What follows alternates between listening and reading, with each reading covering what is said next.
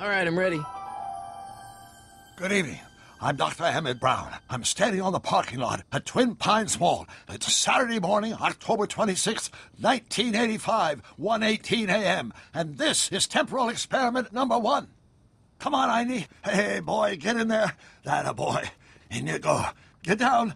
Get your seatbelt on. That's it. Whoa. Okay. Please note that Einstein's clock is in precise synchronization with my control watch. Got it? Right, check, Doc. Good. Have a good trip, Einstein. Watch your head.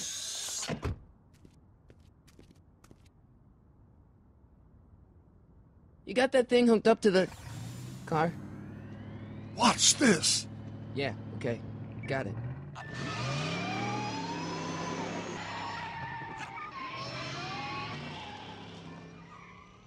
Not me. The car. The car.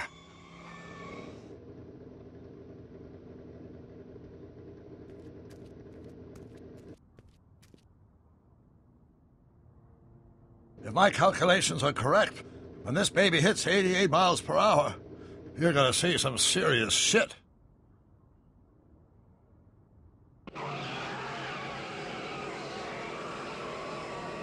Watch this, watch this.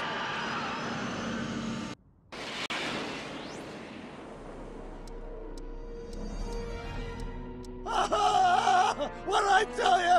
88 miles per hour! The temporal displacement occurred at exactly 1:20 a.m. and 0 seconds! Ow! Doc, what would happen to the car? Calm down, Marty. I didn't disintegrate anything. The molecular structure of both Einstein and the car are completely intact. Where the hell are they? The appropriate question is, when the hell are they? You see, Einstein has just become the world's first time traveler. I sent him into the future. 1 minute into the future, to be exact. And at precisely 1:21 a.m. and 0 seconds, we shall catch up with him and the time machine. Wait a minute, Doc. Are you telling me that you built a time machine out of a DeLorean? The way I see it, if you're going to build a time machine into a car, why not do it with some style? Besides, the stainless steel construction made the flux dispersal. Look out!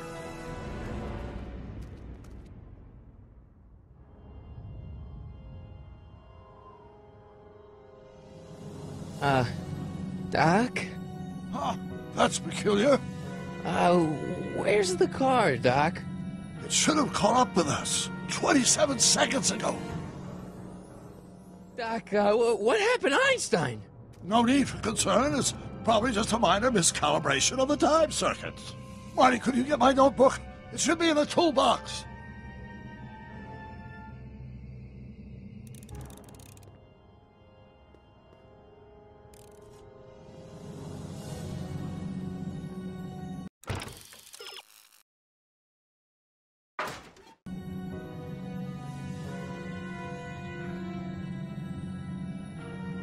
What's in the box? Don't touch that.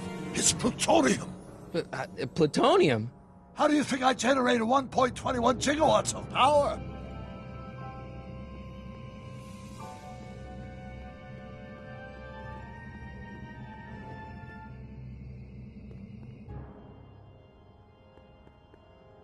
Notebook. Got it.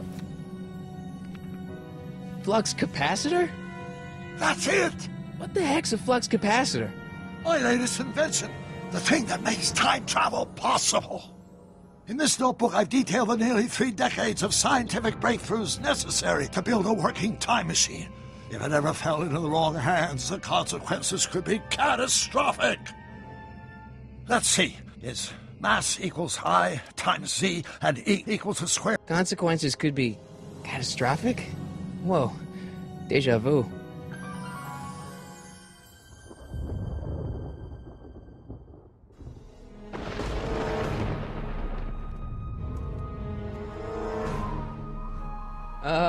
Doc?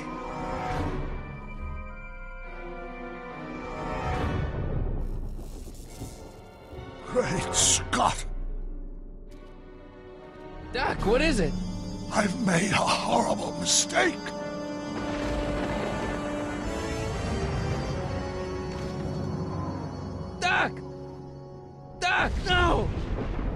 I'm sorry, Marty. Doc, come back! Doc! Doc!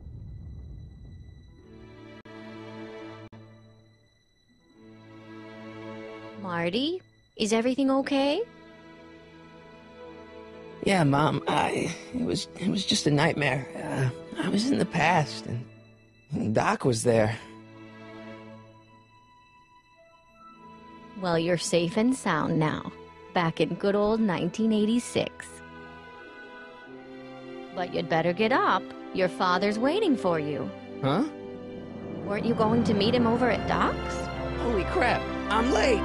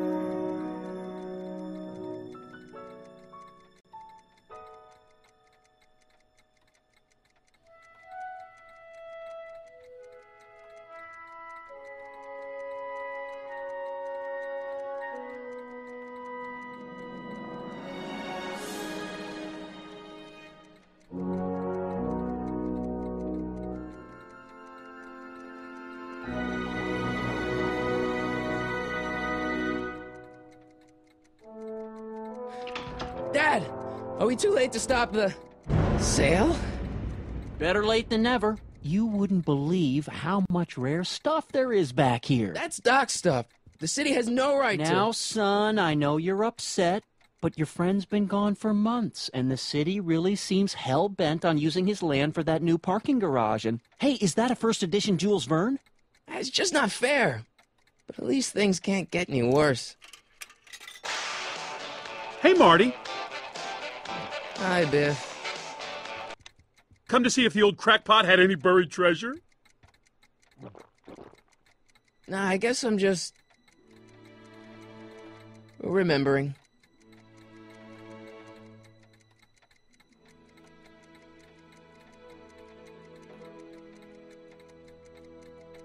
I miss Einstein.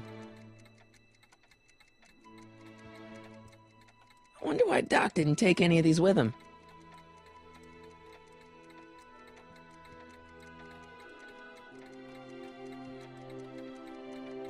A fish tank? I never knew Doc raised fish. Doc's fish had weird taste in decor. Kind of like Doc. Does nature contrive it so that even with a time machine, you can intervene to prevent your own conception, for example?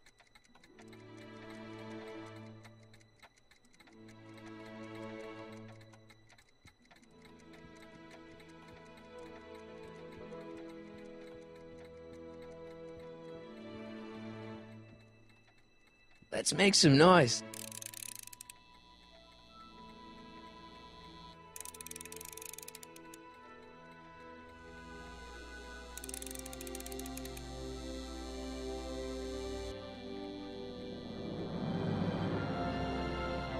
It took me forever to repair this thing after I blew it out last time, and now some jerk's gonna pick it up for pennies.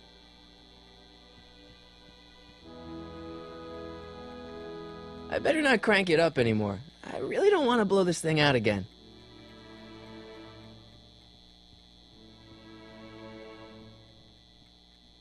Hey, Dad. Who's running this sale anyway?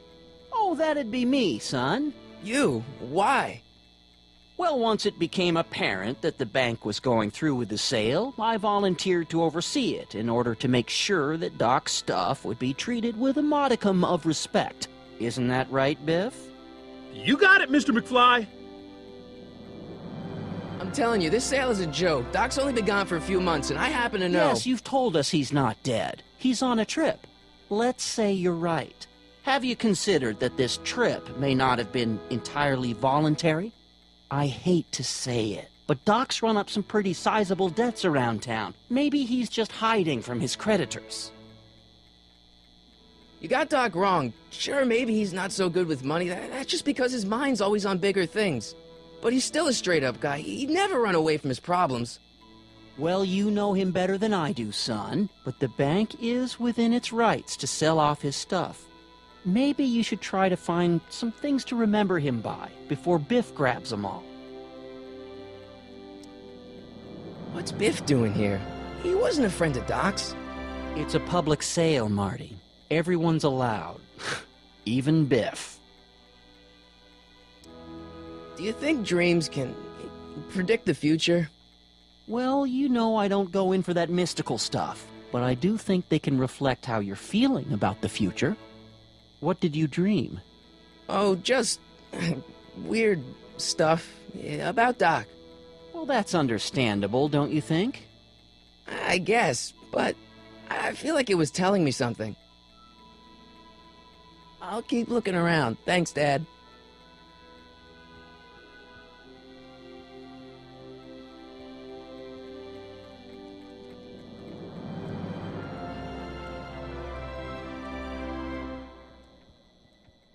Doc built this model at downtown Hill Valley way back in 1955. The clock tower in the courthouse even works. What the? Is that Doc's notebook in there? Hey, that looks just like the courthouse. You gotta hand it to the old coot. He was good with his hands. Biff, can I see that a minute? This would look great in my fish tank. Give the old carp something new to nibble on.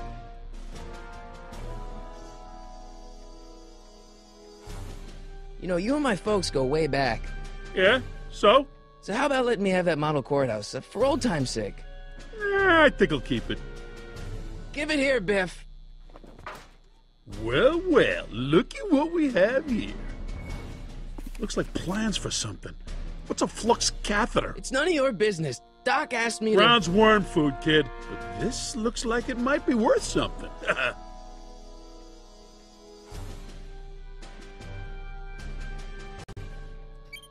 Hope that wasn't poison gas or anything.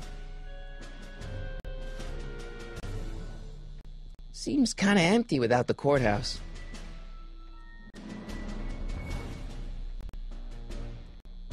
Feels like that was a lifetime ago. Actually, I guess it was.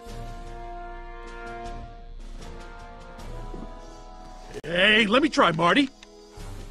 Now, Biff, let Marty have his turn. You got it, Mr. McFly.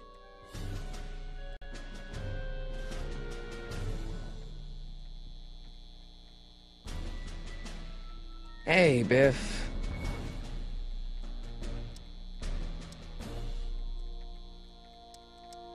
I only want that notebook because, well, I'm sentimental. It's like a piece of Doc. Doc's dead. Time to get over it and move on. It's just a notebook with Doc's scribblings. What did Doc ever accomplish? Nothing. Then it's worthless, right? If it was really worthless, you wouldn't want it so bad. I'll pay you for it. How much? Not enough. That notebook wouldn't mean anything to you. You wouldn't even understand what's in it. You calling me ignorant? I just can't let you keep that notebook. It's dangerous. What, is it set to explode or something? Well, in a way. I'll take my chances. Never mind.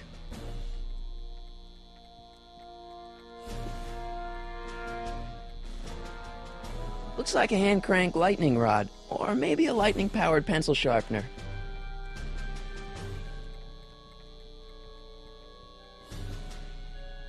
Hey, Dad, why's my guitar got a price tag on it? Sorry, son. Must have been an overzealous clerk. Just pick it up. I'll iron things out with the bank.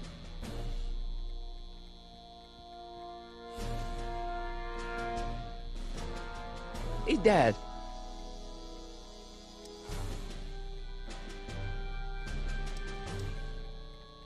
That notebook is Doc's legacy. I've got an obligation to protect it. Now, hold on a minute. Didn't you just get done telling me Doc's still around? Off traveling somewhere? Yeah? Then how is it your obligation to protect his legacy? You can't have it both ways, Marty. If Doc's alive, he can protect his own legacy. I'll keep looking around. Thanks, Dad. I better not crank it up anymore. I really don't want to blow this thing out again.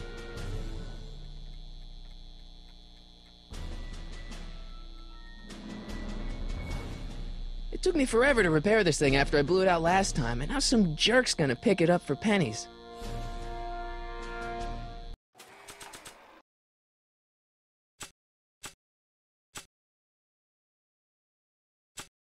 I keep this picture of my dad to remind me that even the most hopeless losers can grow up to be pretty cool guys.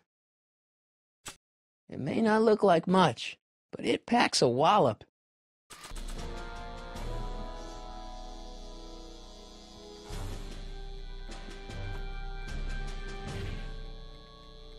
Here's an oldie, but a goodie. 1, 2, 3.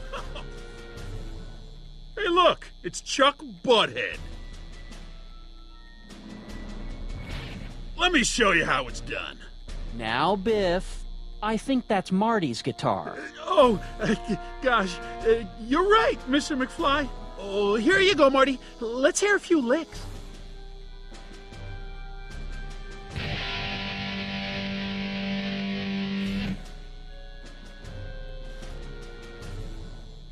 Man, you kids have ruined rock and roll.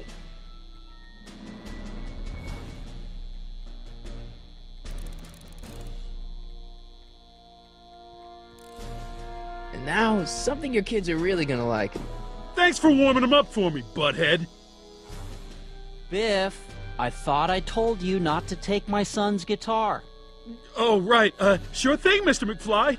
I was just warming them up for you, Marty. Let's see what you got.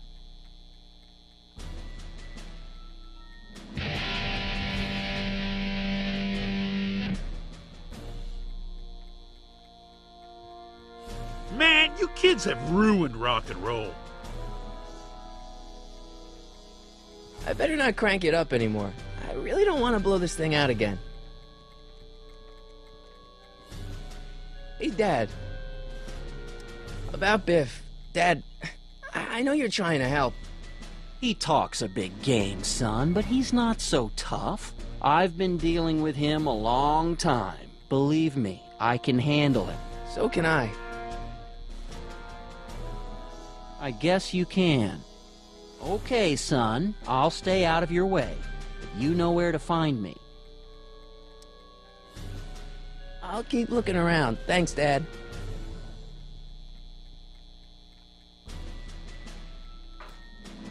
You want to hear a number by Biff and the Biff Tones? Always happy to play for my adoring fans.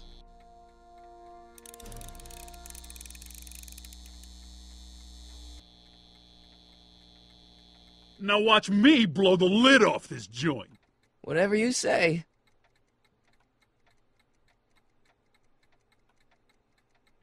Whoa! Rock on, Biff. Oh, shit.